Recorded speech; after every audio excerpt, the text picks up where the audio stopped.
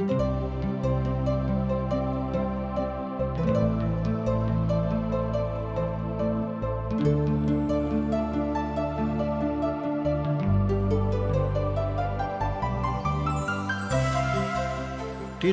के प्रस्तुति असक इजोत बाइबल के किताब के अध्ययन अछि जे अहाँ के एक सुयोग्य मार्ग में आगा बढ़ावे में मार्गदर्शन दऽ रहल छथि आ परमेश्वर के समानता में जीवन जिय के लेल मदद करैत छथि। यूहन्ना 1:12 में हमरा बता रहल छथिन, मुदा जे सब हुनका ग्रहण कयलथि हुनका परमेश्वर के संतान होबा के अधिकार सेहो भेटलनि, अर्थात हुनका जे नाम पर विश्वास राखै छथि।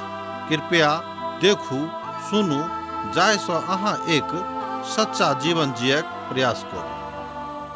आशाक इजोत जे अहींके मैथिली कार्यक्रम अछि, एहि कार्यक्रम में हम अहाँक स्वागत प्रभु यीशु मसीह के मीठ आ पवित्र नाम में कऽ रहल छी। हमर श्रोता मित्र, हमर भाई बहिन, हमरा सब अखन सामुएलक पोथी के अध्ययन कर रहल छी, अर्थात प्रथम सामुएलक पोथी के। तकर 15 आ 16 अध्याय के किछु मुख्य बातक आजुक दिन हमरा लोकनि देखब। तकरा लेल हम एना आरंभ कर रहल छी। साउल राजा एठाम आगाँ के जीवन में दान दैत छथिन, अर्थात अहाँ बाजि सकलहुँ हँ कि साउल राजा आगाँ के जीवन दान दैत छथि। सामुएल साउल सँ कहैत छथि, परमेश्वर अहाँके अभिषेक करबाक हेतु हमरा ओतऽ पठौने रहथि, जतऽ प्रभुक इच्छा रहनि। तहन अहाँ अब हमरा बातक सुनू, अर्थात हमरा सब अपन अध्ययन में आजुक दिन देखब जे साउलक जिंदगी में जे किछु कमी रहनि तकरा निवारणक लेल ओहिठाम सामुएल जाकऽ हुनका बताबैत छथि कि अहाँ जे कऽ रहल छी ओ नीक नहि अछि। हमर भाई बहन, एहि तरह हमरा लोकनि देखै छी कि पिता परमेश्वर हुनको सुधरै के मौका दैत छथिन। हमरो सभक परमेश्वर सुधरै के मौका दैत छथि, मुदा एहिके बादो जँ हमरा सब नहि सुधरैत छी ताहिमे प्रभुक कोनो गलती नहि छनि। एहि अध्याय में सेहो जारी राखब, हमरा सब साउल के एकटा स्वार्थी राजा आ एकटा स्वार्थी मनुखक रूप में एहिठाम देखैत छियनि। एहिमे कनिको कमी नहि अछि, अर्थात ओ तऽ अब शैतानक मिताई देखाई पड़ैत छथि। एहिठाम हमरा लोकनि देखैत छी कि साउलक अन्दर में जे परमेश्वरक आत्मा रहबाक चाही, मुदा हुनका अन्दर में शैतानक आत्मा आबि गेल छनि। मुदा हमरा सब एहि बातक प्रबलता के साथ वा विश्वासक साथ नहि बाजि सकैत छी। ओ उद्धार पौला के बाद एहि बातक एहिठाम खूब नीक रीति सँ स्पष्टता के साथ बता रहल छथिन, मुदा ओ अपन पापक एहिठाम लुकायल सेहो बता रहल छथि, अर्थात ओ अपन पापक लुकाबै के प्रयास करैत छथिन।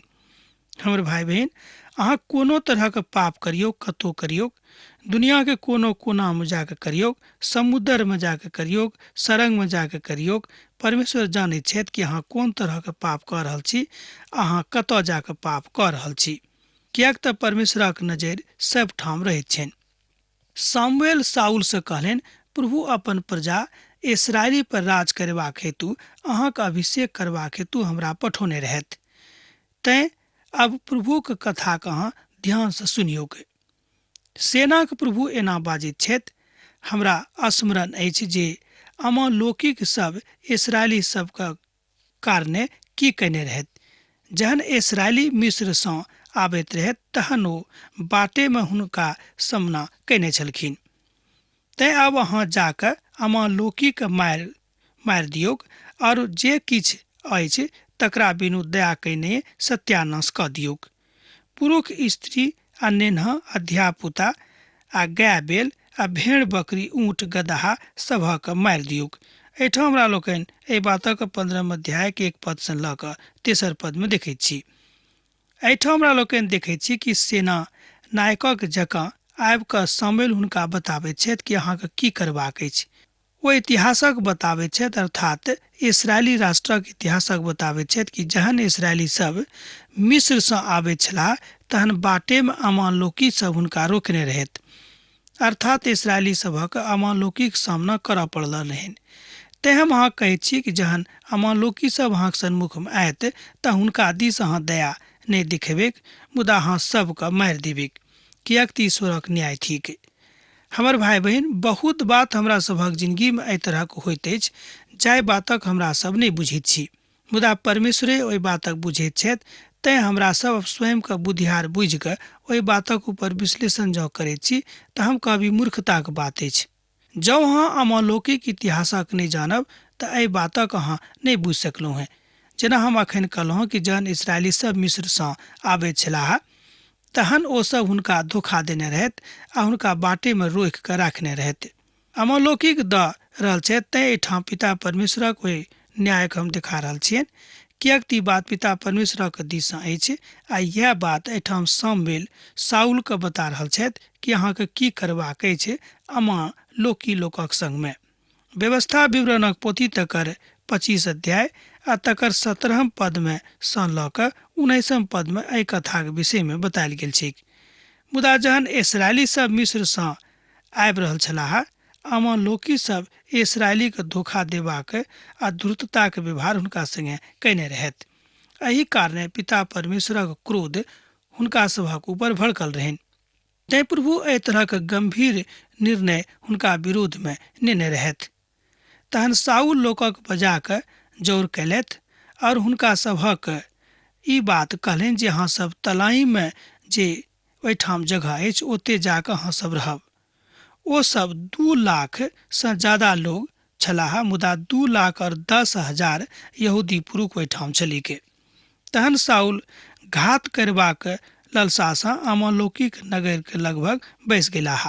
एहिठाम हमरा लोकनि देखैत छी कि शाऊल हुनक बातक मानैत छथि, अर्थात शामुएलक बातक मानैत छथि आ अमलौकिक घात करबाक लेल हुनक नगरीक लगमे अपन सेनाके बैसा दैत छथिन। एहि तरहक बात परमेश्वरक वचनमे हमरा लोकनि एहिठाम देखैत छी। हमर भाई बहिन, जहन अहाँक विरोधी परमेश्वर भऽ जेताह तहन केओ अहाँके नहि बचा सकैत छथि। एहि बातक सेहो एहिठाम बतायल गेल छै।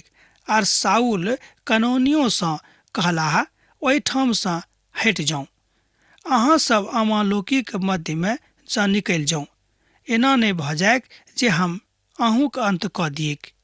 कैनी अमलौकिक बीचसँ निकलि गेलाह। एहि तरह हमरा लोकनि देखैत छी कि पिता परमेश्वरक न्याय कतेक स्पष्ट छनि। हुनका मध्यमे अर्थात अमलौकिक मध्यमे जे दोसर लोकसभ छलाह, हुनका पिता परमेश्वर एहि बातक आज्ञा दऽ देलनि कि अहाँ सब हिनका मध्यसँ निकलि कऽ चलि जाउ, नहि तऽ अहूँ सभक अंत हमरा करऽ पड़त। एहि बातक अहाँ 6 पदमे देख सकैत छी। शाऊल एहिठाम लोकक जौर कऽ कऽ आ तकर गिनती करैत छथि आ तकरा बाद अपन मंतव्य अभिव्यक्त करैत छथिन। आगूक पद 10 में हमरा सब देखैत छी जे शाऊल प्रभुक नजरिमे खसि जाइत छथि, किएक तऽ एहिठाम हमरा लोकनि देख रहल छी कि हुनका जिंदगीमे स्वभाव तरहसँ बहुत परिवर्तन भऽ रहल छनि। स्वाभाविक परिवर्तन भेनाइ कोनो बात नहि, मुदा हुनका जिंदगीमे बहुत गंभीर परिवर्तन भऽ रहल छनि। तहन प्रभुक वचन शामुएलक लग पहुँचलीक। हम शाऊलक राजा बना कऽ पछता रहल छी, किएक तऽ ओ हमर पाछू चलनाइ छोड़ि देने अछि आर हमर आज्ञाके पालन नहि कयलथि। तहन शामुएलक क्रोध भड़कलैक और राति भरि प्रभुक दुआही दैत रहलाह। एहिठाम एहि पदक हमरा लोकनि 10 आ 11 में देखैत छी। एहिठाम जे पद बतायल गेल छै जे बड्ड जरूरी अछि आ तकरा बुझनाइ सेहो जरूरी अछि। तहनो एहि पदक एक बेर हमरा लोकनि देखब। हम शाऊलक राजा बना कऽ पछता रहल छी। ध्यान दियौ, के पछता रहल छथि तऽ पिता परमेश्वर। ओ कहैत छथि कि हम शाऊलक राजा बना कऽ पछता रहल छी, किएक तऽ ओ हमर पाछू नहि चलैत छथि आ हमर पाछू चलनाइ छोड़ि देने छथि आर हमर आज्ञाके पालन नहि कयलथि। तहन शामुएलक क्रोध भड़कलैक और राति भरि प्रभुक दुआही दैत रहलाह। एहि बातक अहाँ 10 आ 11 पदमे देख सकैत छी।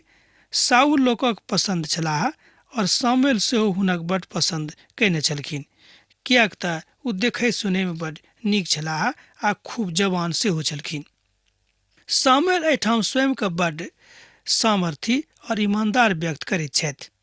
एहिठाम शाऊल शामुएलसँ कहलनि, ई बड्ड सत्यक थिक जे हम प्रभुक वचनके सुनलहुँ हेँ आ हम ओहि बाट दऽ कऽ गेलहुँ हेँ जे प्रभु हमरा देखौने रहथि।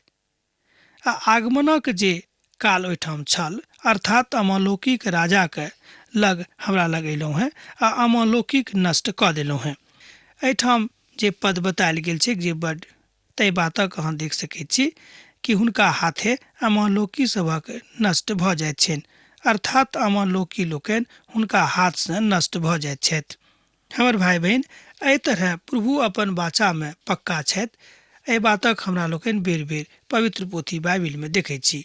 पद 21 में प्रजाक लोकक सभक हमरा लोकनि देखैत छी जे लूटक वस्तुमे सँ बहुत किछु भेंट चढ़ेबाक लेल लऽ कऽ आयल छथि। पद 30 में हाँ साउलक पापक अंगीकार करैत देखैत छी, मुदा हमर विचारे साउलक ई पाप स्वीकार करनाइ बड मतलबी कथाक दिस अभिव्यक्ति करैत अछि। किएक तऽ साउल एहिठाम बड मतलबी भऽ जाइत छथि, आ जे बात एकटा परमेश्वरक लोकक अन्दरमे नहि रहबाक चाही से हुनका अन्दरमे रहैत छनि। एहि तरह हमरा लोकनि एहि बातक एहिठाम देखैत छी। पाप स्वीकार करनाइ दोसर बात भेल, मुदा पापक अपन हृदयसँ स्वीकार करनाइ अलग बात भेलिक। किएक तऽ बहुत केओ अपन पापक स्वीकार लोकक सन्मुखमे कऽ लैत छथि, जाहिसँ लोक विश्वास करैक कि मनुख देखियौ हिनकासँ गलती भेलनि ते अपन पापक मान लैत छथि। एकर मतलब ई मनुख बड नीक अछि। ओ कहलनि हम पाप तऽ कयलहुँ हेँ, एहिके बादो हमर प्राण धर्म वृद्धक सन्मुख आ इसराइलक सन्मुख आ हमर आदर कयने छथि। एहिठाम साउल एहि बातक मानैत छथिन कि हम बहुत पाप कयलहुँ हेँ, एहिके बादो इसराइलक धर्म वृद्ध, इसराइलक आम लोक आ इसराइलक सभ केओ हमरा मानैत छथि, हमरासँ प्यार करैत छथिन जे हम अहाँक प्रभु परमेश्वरक दंडवत करूँ। एहि बातक अहाँ 30 पदमे देखैत छी। तकर आखिरी प्रभागमे जे हम अहाँक प्रभु परमेश्वरक दंडवत करूँ। हम एहि कथाक ऊपर विश्वास नहि करैत छी जे ओ कतेक महान छलाह, मुदा हम एहि बातक ऊपर विचार करैत छी कि ई बात अर्थात ई वक्तव्य हुनक धूर्ततासँ भरल रहनि। किएक तऽ वक्तव्य दऽ कऽ मात्र अपन लोकक ठगैके फेरामे छलखिन। एहि बातक विद्वान सब सेहो कहैत अछि। आ जँ अहाँ पवित्र पोथी गंभीर अध्ययनमे हमरा संगे भिड़ल छी तऽ अहाँ एहि बातक अखन बुझि रहलहुँ हेँ कि ओ एहि तरहक कथा एहि दुआरे करैत रहथि जाहिसँ ओ जनताके विश्वास जीत कऽ हुनका ऊपर आर बेसी दिन राज करैत रहिक। हुनका राजपदक ऊपर बड्ड चिंता रहनि, वा एना कहियो कि बड्ड ललसा हुनक बढ़ि गेल रहनि। एहि कारणे ओ तरह तरहक पाप करबामे संलग्न भऽ गेल छलाह। हमर भाई बहिन, हमर मित्रवर, ई बात अहूँ सभक जिंदगीमे वा हमरो सभक जिंदगीमे आबि सकैत अछि। आ तकरा बाद सामुएल सभाक दिस चलि गेलाह और साउल अपन नगर गीबाक दिस परेलाह। तकरा बाद सामुएल रामाक दिस चलि गेलाह और साउल अपन नगर गीबाक दिस परेलाह। आ तकरा बाद सामुएल अपन जिंदगी भरि साउलसँ भेंट नहि कयलथि। आ एहिके बादो सामुएल साउलक लेल विलाप करैत रहलाह आ प्रभु साउलक राजा बना कऽ पछताबैत छथि। एहिठाम हमरा लोकनि देखैत छी कि पिता परमेश्वरके पछतावा भेलनि, किएक तऽ सामुएल जे बातक हुनका द्वारा कयने छलखिन, साउलके राजा बना देने छलखिन आ प्रभुके दिससँ हुनका अभिषिक्त कऽ देने रहथिन, मुदा ओ राजा अर्थात साउल अपन प्रभुक जकाँ नहि चलैत छलाह, अर्थात एना कहियो कि अपन प्रभुक आज्ञाके नहि मानैत छलखिन। तैँ पिता परमेश्वरके बड्ड दुख भेलनि आ एहि बातसँ पिता परमेश्वर पछतौलथि।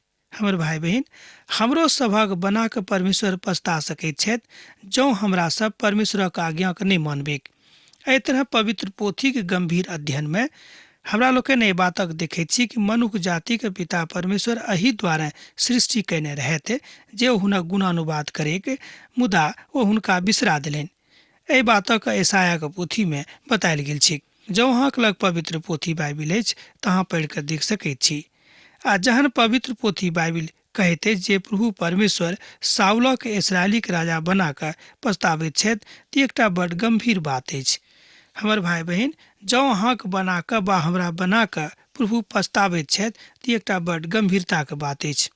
हमर भाई बहिन, परमेश्वरक प्यार तऽ बड्ड मुश्किलमे लोकके मिलैत छै, मुदा जौन परमेश्वरक प्रेमके लोग अनेरे लऽ लैत छथि तऽ हम कहब हुनकासँ आर दोसर केओ धूर्तवान लोग नहि छथिन।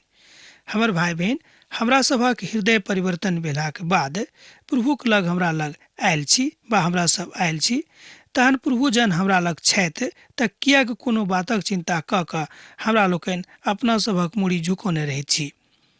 ई कथा आजुक संदर्भमे सेहो लागू होइत अछि, किएक तऽ एहिक लेल पिता परमेश्वर एहि सभटा बातक अपन पवित्र पोथीमे संग्रहित करा देने छथिन। तकरा बाद हमरा लोकनि 16 अध्यायमे देखैत छियै जे दाऊदक राज्याभिषेक भऽ जाइत अछि। परमेश्वर दाऊदक साउलक प्रतिपक्षमे इजरायलक राजा बनेबाक हेतु अभिषिक्त करैत छथि। आ साउलक एहिठाम देखाबैक आत्मा सेहो एहिठाम हमरा लोकनि देखैत छी जे हेतु दाऊदक बजावल गेलनि। आ मुदा ई पोथी और बेसी नीक जकाँ एहि बातक कहैत अछि। जहन परमेश्वर बुझि गेलाह कि साउल हमर काजक नीकसँ नहि करैत छथि, तहन ओ सामुएलसँ कहलनि कि अहाँ जाउ आ दाऊदके हमरा दिससँ राजा नियुक्त कऽ दियौक, किएक तऽ पिता परमेश्वर साउलक काजसँ बड़ दुखित भऽ गेल छलाह। ई बात हमरो सभक जिन्दगीमे भऽ सकैत अछि कि जँ हमरा सब प्रभुक जकाँ काज नहि करैत छी, अर्थात प्रभुक इच्छाक अनुसार जँ नहि चलैत छी, तेकर मतलब यह भेल कि परमेश्वर हमरा सब गोटेसँ नाराज छथि। अब हमरा सब ओहि स्थानक लग जा रहल छी जतऽ साउलक स्थान पर दाऊदक राजा चुनावल जाइत छनि। जँ अहाँ पहिल पदक गंभीरतासँ देखबै तऽ अहाँ बातक देख सकैत छी। प्रभु सामुएलसँ कहलनि, हम साउलक इजरायलक ऊपर राज करबाक हेतु तुच्छ बुझलहुँ हैं। अहाँ और कतेक काल धरि ओकरा लेल विलाप करैत रहब। अपना कुप्पीमे तेल भरि कऽ चलू आ हम अहाँके बेतलहमी शीशेके बाड़ीमे लऽ जा रहल छी। जहन अहाँ ईसेके बाड़ीमे पहुँचब तहन अहाँ ओतऽ जतऽ अहाँके हम बाजि रहल छी ओतऽ रहब आ जेना जेना हम अहाँके आज्ञा देब तेना तेना अहाँ करब। तहन प्रभुके आज्ञा मानि कऽ सामुएल ओहिठामसँ पढ़ेलाह, अर्थात ईसेके बाड़ीके दिस। एहि बातक अहाँ 16 अध्यायके 1 पदमे देख सकैत छी। जिनका हम राजा होयबाक हेतु चुनलहुँ हैं तकरा हम अहाँके ओहिठाम देखायब। सामुएल साउलक आदर करैत छलाह, कारणे ओ अभिषिक्त राजा छलाह। प्रभु सामुएलसँ प्रेम करैत छलाह, मुदा साउलक तरफदारी सेहो करबाक कारणे प्रभु सामुएलसँ कने कालक लेल नाराज भऽ गेल रहनि। सामुएलक अतेक बेसी शोक करबाक आवश्यकता नहि रहै, किएक तऽ जहन प्रभु हुनका छोड़ि देलखिन तऽ सामुएलोक हुनका छोड़वा देबाक चाही। हमर भाई बहिन, जहन प्रभु अहाँके छोड़ि देने छथि तऽ हम किया अहाँके पकड़ब कि हम परमेश्वरसँ पैघ छी। ई बात सामुएलक जरूर मनमे रखबाक चाही। मुदा मनुख होयबाक कारणे एकटा मानवीय कमजोरी हुनको अन्दरमे उभरि कऽ आबैत अछि, किएक तऽ साउलक संगे हुनका एक तरह कहियो कि प्रेम भऽ गेल रहनि, हुनका प्रति श्रद्धा भऽ गेल रहनि, किएक तो बुझैत रहथि कि साउल परमेश्वरक दिससँ नियुक्त राजा छथि, अभिषिक्त राजा छथि। मुदा एहिठाम जहन सामुएलक आज्ञा भेटलनि कि अहाँ हुनका स्थान पर दाऊदक राजा बना दियौक आ ईसेक बाड़ीक दिस अहाँ जाउ, तहन ओहिठामसँ पढ़ेलाह। सामुएल बजलाह, हम कोना कऽ जा सकलहुँ हैं, जँ साउल सुनि जायत तऽ हमरा जानसँ मारि देत। प्रभु कहलनि, अहाँ एकटा बछियाके लऽ कऽ जाउ आर कहब जे हम प्रभुक लेल यज्ञ करबाक हेतु एहिठाम अयलहुँ हैं। आ यज्ञ पर ईसेके हकार देबनि आ तहन अहाँ हमर हुनका बता देबनि जे अहाँ एहिठाम कोन उद्देश्यसँ आयल छी। अहाँ अपन उद्देश्य हुनका बता देबनि जे ओतऽ अहाँके की करबाक अछि। जिनका हम बतायब हुनके अहाँ हमरा दिससँ अभिषिक्त करब। एहिठाम खूब स्पष्ट आदेश हुनका लग आबि रहल छनि, सामुएलक लग प्रभुके दिससँ। प्रभु बड़ स्पष्टताके साथ एहिठाम हुनकासँ कहैत छथि कि हम जिनका कहब हुनके अहाँ नियुक्त करबनि आ दोसर गोटेके नियुक्त नहि करबनि। जिनका हम कहब हुनके अहाँ अभिषिक्त कऽ कऽ ओहिठामसँ घुरब। अहाँ डेराउ नहि, जेना हम कहैत छी ओही तरह करू। किएक तऽ सामुएलक साउलसँ डर भऽ गेल रहनि कि जँ साउल बुझि जायत कि दोसर राजाके हमरा स्थान पर नियुक्त करबाक लेल सामुएल जा रहल छथि तो हमर जान मारि देत। एहि बातक हुनका डर भऽ गेल रहनि, किएक तऽ साउल बड़ स्वार्थी भऽ गेल छलाह। अब आजुक अध्ययन हमरा एहिठाम समाप्त करबाक आज्ञा दिअ, किएक तऽ अहाँसँ विदा होयके काल भऽ रहल अछि। प्रभु यीशु मसीहके ने सैद घड़ी अहाँके जिंदगीमे बनल रहेक। आमीन। हमरा विश्वास अछि कि ई कार्यक्रम अहाँके लेल लाभदायक सिद्ध भेल अछि। हम चाहै छी कि अहाँ अपन आशीषके हमरा संग साझा करू। जँ अहाँके नजीक बाइबलसँ, जीवनसँ संबंधित कोनो प्रकार के प्रश्न भऽ सकै अछि तऽ अपन समस्या के लेल प्रार्थना करबा के लेल जँ चाहै छी तऽ हमरा फोन पर जरूर संपर्क कऽ सकै छी। परमेश्वर अहाँ सबके एकटा सुखद आनंदित दिन प्रदान करैक।